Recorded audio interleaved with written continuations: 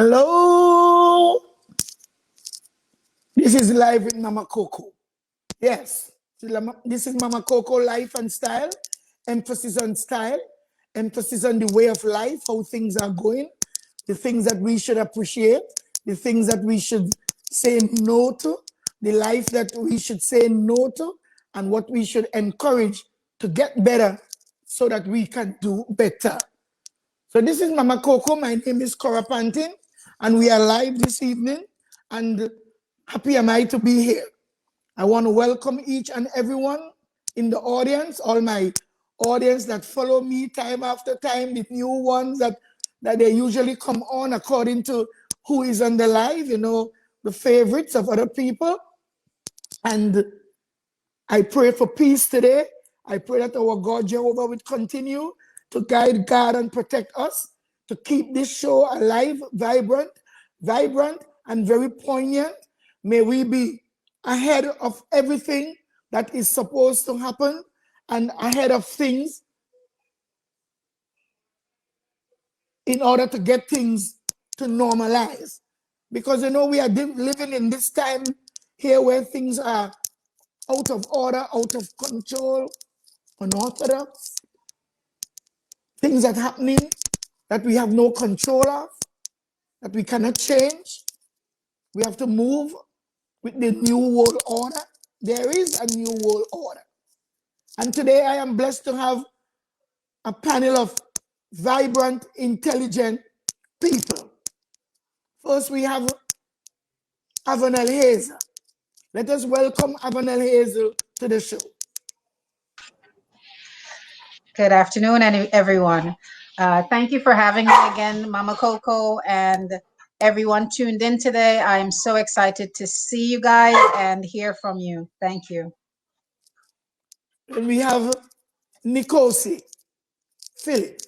Welcome, Nickocy. Hi, good night, everyone. Thank you, Mama Coco, for having me, and thank you for the panel for having me a part of your panel. And Trinidad and Tobago, the listening public, thank you very much for listening, and we'll have a very good show tonight. Yes, that's our ambassador here. Now, everyone could be called an ambassador, but we have our ambassador, and that's Nickocy. So, Nickocy, we have another ambassador coming on to the show. Nice. We have our brother Willon Ivan Nurse. Nice. Hi, peace to all of you all. Good night to Mama Coco and everybody who is watching on to Mama Coco Lifestyle. Good night to all my friends and family. Good night to the University of Southern Caribbean. Thank you, Mama Coco, for having me here on this show. It's a pleasure to be back here. And good night to Ambassador and all the rest, my queen sister also, all of them. Peace, yo. Peace. Now we have our marvelous Jahmela Heard. Welcome, Jahmela. Good evening, Mama Coco. Good evening to panel Nickocy, Avanell, Willon, and Queen Royal Mama Coco. Thank you. And friends. I am so elated to be here again, and especially with this panel, and especially with what's going on today. Hey. Tonight's show gonna be meaningful. Thank you, my dear. Tonight's show is all about the abuse. What can we do about it? What should we say about it? And please, my people, stay in tune and let's get ready to do this show. Do I have everybody? Yep. Yes. Yes, we're all here. Somehow like I seen somebody else missing from the show. Really? Yeah. Real? Oh, man. But it's all good. We have enough. Yes. Almighty and most merciful Father, Father, into your hands I commit this show. As always, I commit my guests. Let them remain to be astute. Let them remain to be humble. Let them remain knowledgeable of the fact that we are facing a real situation that needs immediate attention. And this panel, I know you guys are willing and able. So welcome each one to the show, and welcome Avanell, Jahmela, Ambassador Phillips, and Willon Ivan Nurse. There have been a number of well-documented cases of violence against women in TNT. What are your thoughts on this situation? First, we will take it from Nickocy. Right. President Knight again. Well, my thoughts are very simple. It should not happen. This is a time when we're supposed to heal or we're supposed to move forward. And an act against a woman or a young girl is an act against a mother, a daughter, or a child of someone. It's very inhumane, especially in regards to the types of violence that are going against women. I am hoping that after tonight and after this conversation, we itself, the panel, and other persons listening can, do something to change the thought and the mindset. So therefore, we don't have this thought to reflect negative on what is happening against our women and young girls, but to put things in place and also to push the government and push the governance of this country to work harder in fighting for the rights of not just only women, but gender equality across the board, of women and men. Yes. Well said, Nickocy. Thank you. We really have to go after the government so that reforms can be made. The same way they're rushing to change the rules for the Tobago House of Assembly and trying to interject now with new rules and new laws, we can do it fast enough to secure the life and secure the safety of our people, especially women. You see, we don't want to lose the real thought and the idea that every life matters. Yes. Right now, we always want to behave that having women as the weaker sex. So that even with the crime, we want people to believe that killing a woman is worse than killing a man. So we want to change that dynamic here tonight. Although we have to emphasize on why we are here. It's about women. But let us don't just forget about the rate of crime in our country. Of course. So we are going now with Avanell. Tell us what you think. Good afternoon again, everyone. For me to see something like this that still exists so widespread, especially now within the coronavirus period, is where we're now seeing a lot of it. It's very concerning. It seemed that we have gotten a little bit complacent. We've gotten comfortable to the fact that this exists. And I feel like we as a people should be doing more as parents to educate our children, to make sure that they know that behavior is not tolerated. We're supposed to raise our children, both male and female, knowing that that is something they should not go out there and do.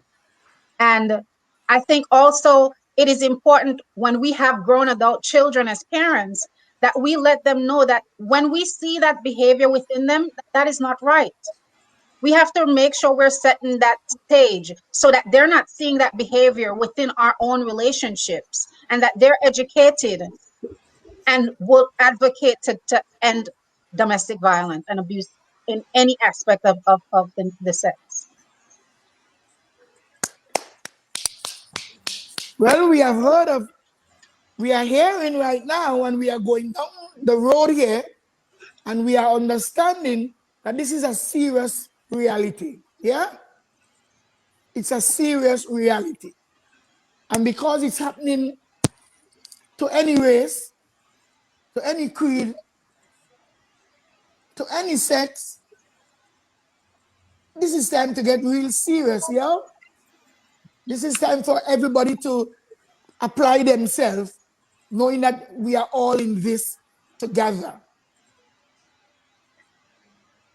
So we will take Willon Ivan Nurse. Good night to everybody again and all who's watching this great show that Mama Coco is doing, talking about violence against women, and not only violence against women, but male and female, and even abuse of children. It's sickening, and it is scary to see that the world we lived in this 21st century in Trinidad, the Republic of Trinidad and Tobago, that women have been abused, murdered, killed, destroyed, like if they're worth nothing. And it scares me a lot. And we got to understand the pre before we understand the pro to find the solution for the problem. And if we don't deal with the pre, which is a historical aspect of it, we cannot go and find solution or get solution for the problem. Women have been treated as garbage, disrespect on a whole. Women, I'm asking the real men in society to stand up, make a stand. I mean, I have 5 sisters. I have a mother, I have cousin, I have auntie, I have a grandmother, I have women who are women of this world. I have good friends who are women. What are the men are thinking? I'm going to understand the psychological pattern, what is in the mind of the man himself, to have that criminal mind to disrespect and destroy a human being, a race, a female creation from the Father above. So we have to look at the history, try to deal with this psychological pattern that is behaving. And as for a man myself, we need more brave men to stand up. And as I said, we need this. We need to take a stand.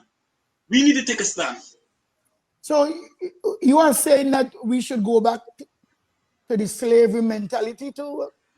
Because No. I recognize that No, I not recognize that slavery. a lot of people want to align what men are doing now and say that they get that from slavery. No, I'm not saying that. I'm looking at what happened at the history pattern at the home. As a home, the home is the first school of education. Yes. What we learn at home. Sometimes a child is growing up, a boy is growing up in a home, and he sees his father beating his mother, and he grew up with that attitude and that behavior, knowing that I have to beat my chest, that I'm a man, that I'm in control of beating or brutalizing a woman. No, that's not supposed to be learned. We're not supposed to teach our boys that. Our boys need to be re-educated and understand how to be a gentleman, how to respect women in every aspect. It doesn't matter what race, whether it be East Indian, Chinese, Syrian, African descendant, women are the mother of the world. And we have to respect that. Re-educate them, educate them, show them, bring up in the right way. That he will never disappear from that. Education. And the real men are being taught to be puffed up and not to cry when you get we're sad and all these kind of stupidity. We have to understand we are human beings, and God made us like that. To feel sad and stuff, and when we feel sad, we could talk to somebody and get comfort and understand how to go about it. I'm saying if you have a problem with your girlfriend or your friend or any woman, talk to some friend who would educate you how to take that challenge. Go to a counselor, get help. Thank you so much. Avanell, there's a question there I want you to read. A statement from someone. Can you see it? Yes, this statement is from Lady MC Macmillan. We have to look at our language and the way in which we communicate with each other. We have normalized abusive language. Thank you. So this is the verbal abuse part that will lead now onto physical abuse. So that's a very good topic that we can go back onto. So we're gonna have Jahmela give us her thoughts on the question that we asked before, that everyone else answered. Good evening to all again. Good evening. I am so disheartened by the crime that is taking place in Trinidad and Tobago.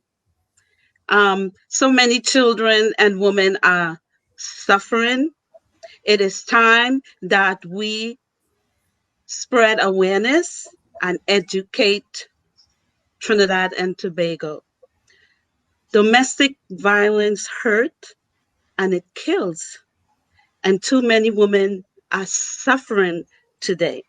And as Willon stated, when children see domestic violence in their home, especially young boys, they may grow up and practice the cycle of domestic violence.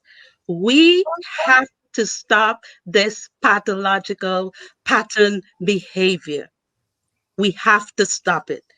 And with us doing this show tonight, should make a difference tomorrow and the months coming ahead and for the whole 2021. 2021 is the year for women, especially in Trinidad and Tobago. We are tired. We are tired Wow. of women suffering. It's not now, it's the last 30 years in Trinidad. Women have been suffering. They have been stabbed, doused, chopped, murdered. It has to stop. It has to stop. This is deep. Yes. This is deep and very far-reaching when it comes to thinking about what happened for the past. For me, I will count for the past at least 10 years. I have seen the violence went from you're finding torso here, they're finding your head down there, they may never find your head. The vagina get cut out, the breast cut off, the stuffing bottle up in woman, pieces of wood up inside a woman. They're sending, they're doing a lot of stuff that became very, well, don't talk about acid and disfiguring of women's faces. Knowing that sometimes that's all a woman have going for them. Sometimes that with their confidence can give them whatever they need. Yes, Willon Ivan Nurse. You know the worst part about it in the 21st century right now, and I have to thank God that I have my sister Queen Sister Jahmela there, which we work on together, partnership every day, putting it out. It's cyber violence crime against women. I have to send a message to Jahmela and say, hey, let's make this person famous on Facebook for disrespecting women. Because people are calling me and telling me, hey, talk to this person here. And I'm going through the profile, looking at the person and see that what he looked like. And they're thugs, they're monsters. Cyber crime of violence against women. Yeah. And we have to stop it now. Enough is enough. We are fed up. Enough is enough.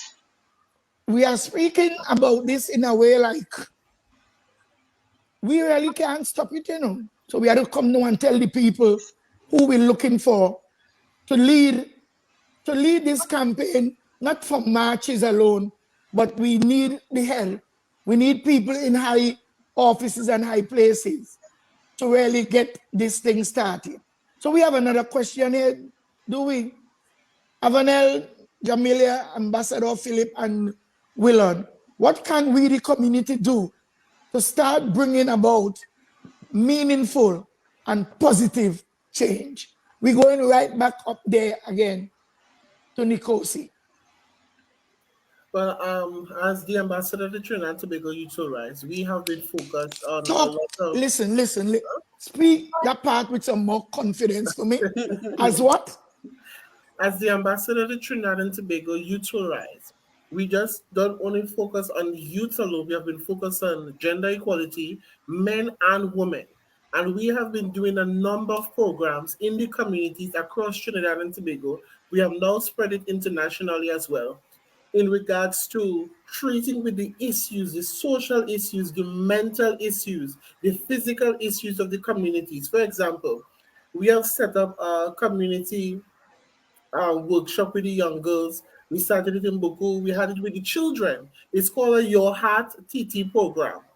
where we go to the preschool and we have a big hat and we ask the children in the preschool to draw what inspires them, who inspires them, or what happens in their home. And I'm so sorry that I don't have some of these drawings. For example, we went to after the preschool, they did well. They did nice drawings about how their parents treat them. Their father is this, their mother is that. It was nice.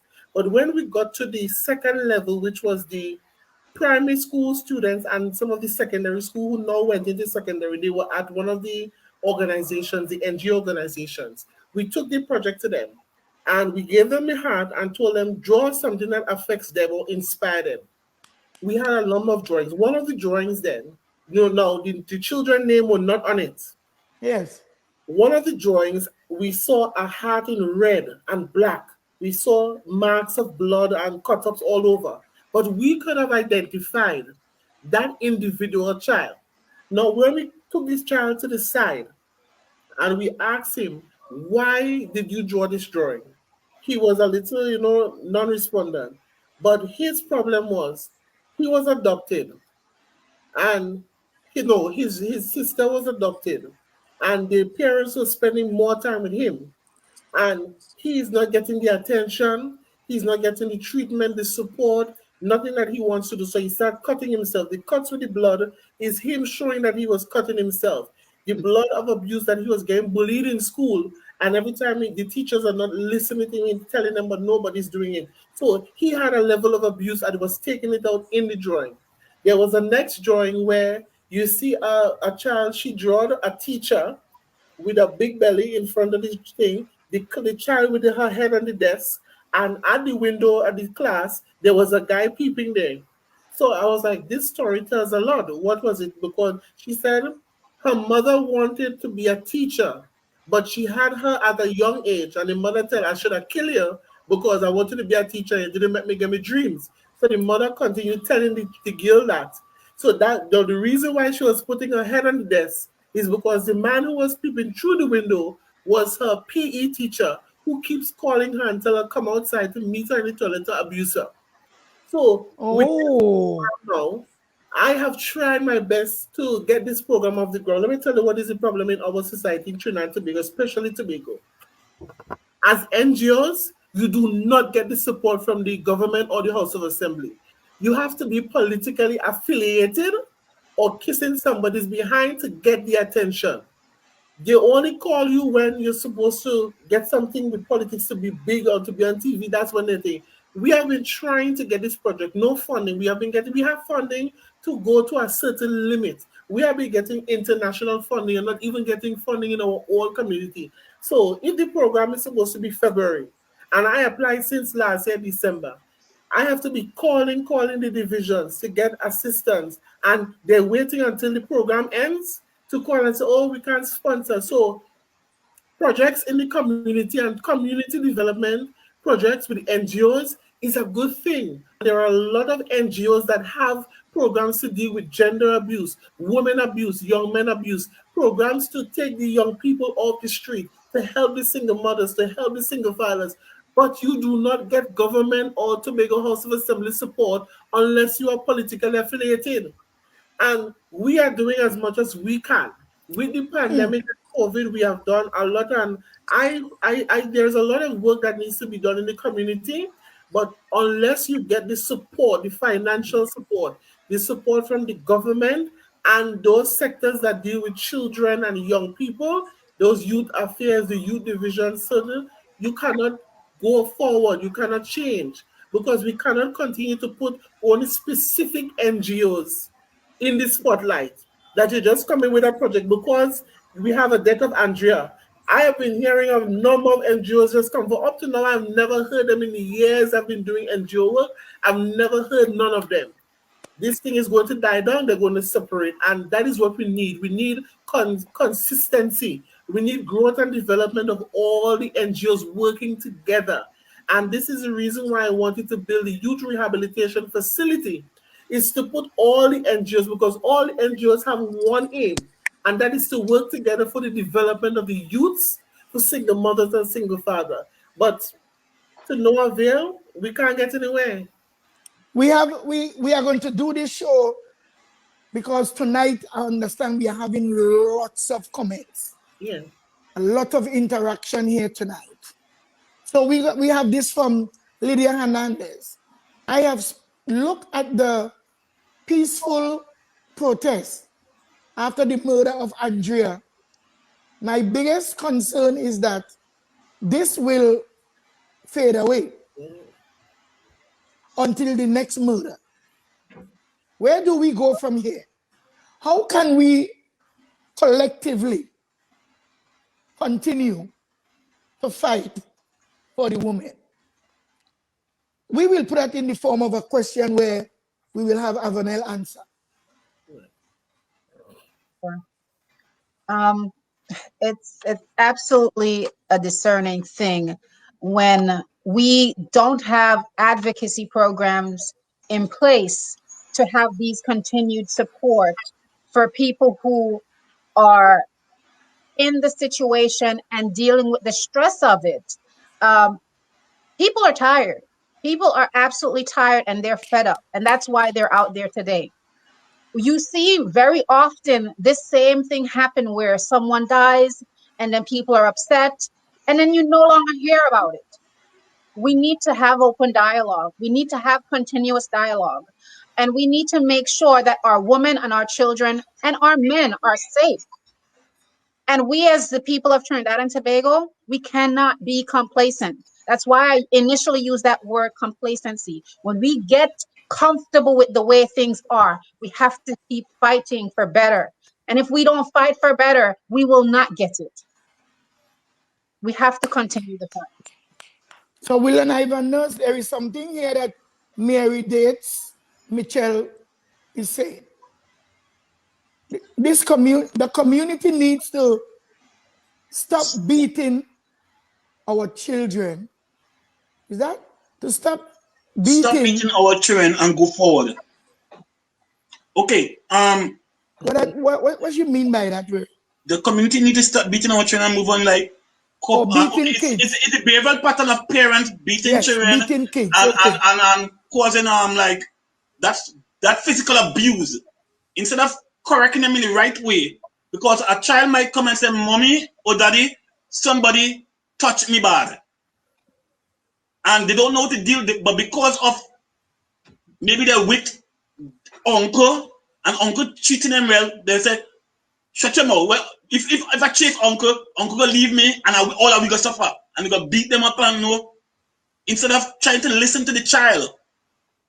The community, the community, sometimes the people in the community need also is to guide the child about or the children around instead of being victimizing the children, because the child might say, "Hey, don't touch me because mommy tell me don't touch me." And you as an adult in the community have to respect that child. And instead of beating her and saying she's too rude and whatever, what she's talking about, I know. A lot of things is happening in the community, and it takes a community to bring up a child. Well, Willon, after our first conversations and stuff, you yourself experienced some abuse, like beating, but you saw abuse. Mm-hmm. We promise we're not going to speak about it because of your sisters and your mom, but then I could feel where you are coming from now. So this is the question that Mary asked, or we should stop beating our children going forward. Like you're beating a child, so the other kids, that son that you beat, he growing up believing that to solve any problem, you have to beat. He has to beat. He get a wife and he believes she ain't listening, so he getting ready to beat. She wants to leave him. He doesn't want her to go, so he will destroy her, because if he can't get her, nobody else should. So is this where we going with this question, or I moving to contrary? What I want to say, okay, let me draw well, for me right now, at University of Southern Caribbean, we have a department called spiritual development. And I want to say spiritual development because I look at the church. The church is part of the community. What the church is doing to help re-educate, empower, and elevate the children, the women, the men in the community. Church play a very important part. My project that I have called Community Language Services, which I created, I've worked with so many number of youths, and when they have a problem, especially if they are women, if they are young girls, I refer them to the counseling department on the university, whereby a woman counselor will counsel them. And if it's a male, I refer them to a male counselor. And because some of my skills I have, I could work with them. Right now, I am dealing with a youth who I have trained and worked with, taught him Spanish and history, and he's a footballer. And are you going to be so explicit? We don't want. No. I'm not going to call. And that individual, because of my guidance and the knowledge and wisdom that I have gained, I was able to keep him focused. Today, he's training in the national football team of Trinidad and Tobago. He's not giving up his dream. He's in University of the Southern Caribbean, because I have to transform all of that, what he learned and what behavior. Because no one of the things we got to find out just last 3 weeks ago, what his father told me, is because he suffered a mother's love, and he was yelling out for a mother's love, and all he was seeing is just the treatment of his mother. And we have to work together as a community to get him focused. And football was what keep him there. And now he's in university. So the community now, instead of beating the only child, we need to re-educate, check back the history, what is going on in the home, and find solutions for the problem, to get the progress in his life. Sports, track and field, football, netball, whatever, extracurricular activity.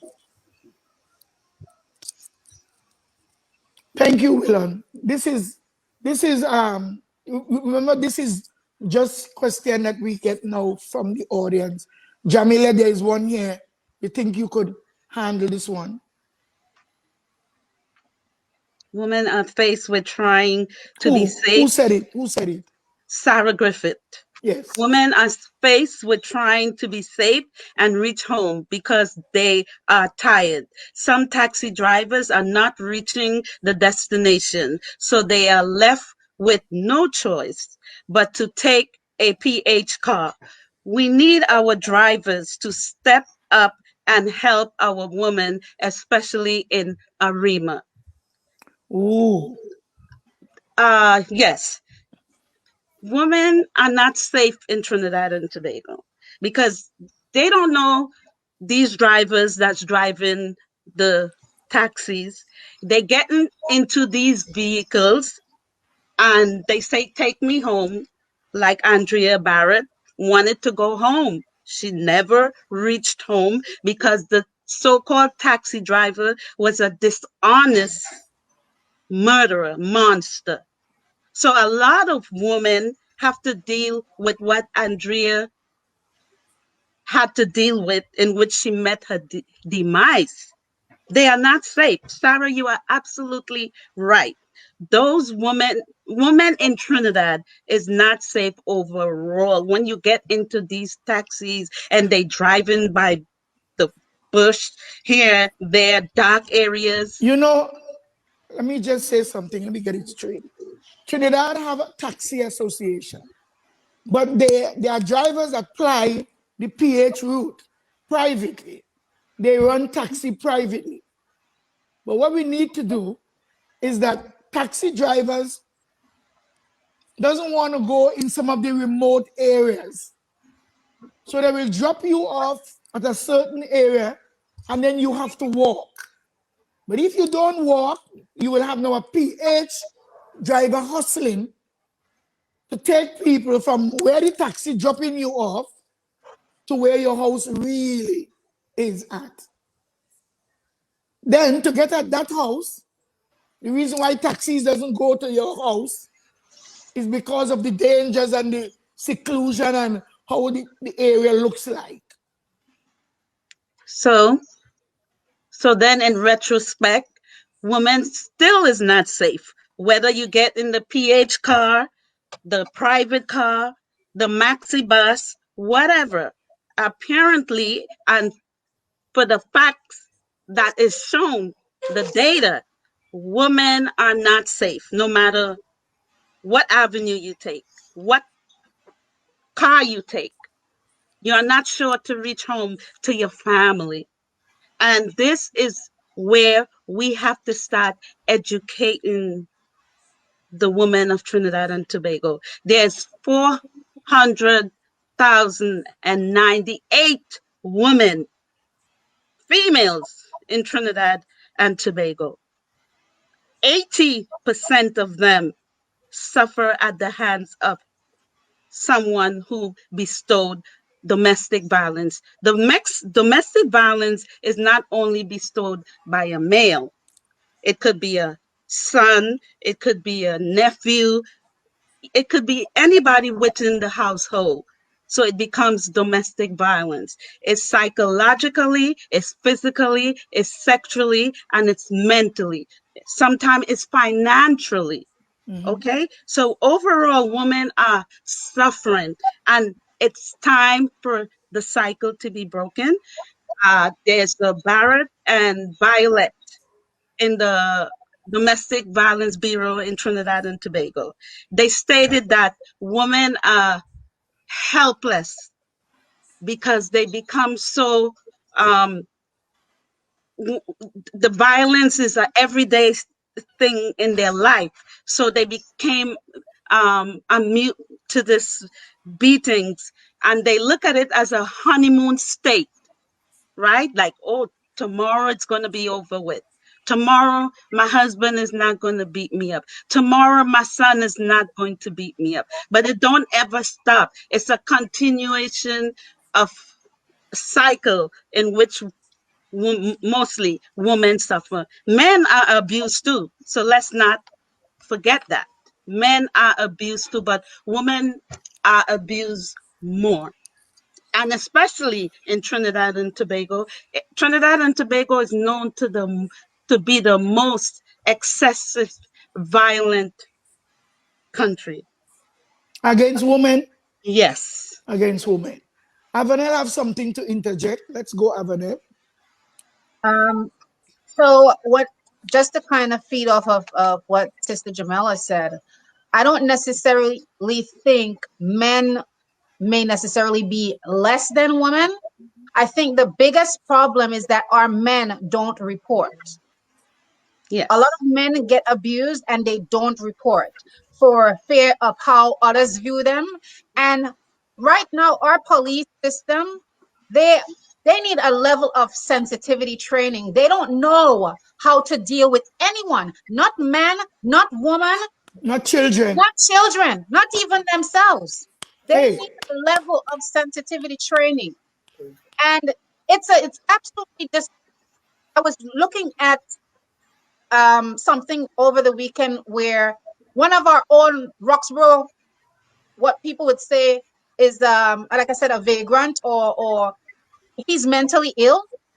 And this is a person that I've known all my life as a child growing up, because he lived directly across the street from my father. And everybody knew this gentleman.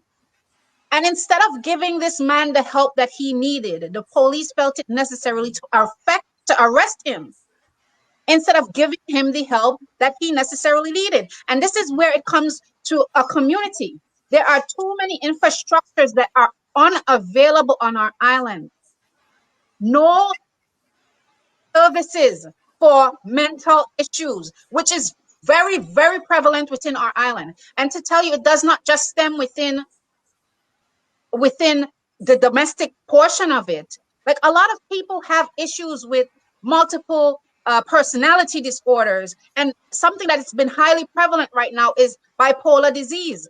Like, we have a lot of people who are dealing with these issues, and because they don't have anywhere to get help or seek help, they don't know. And these diagnoses go unfound for years. For years. There needs to be infrastructure.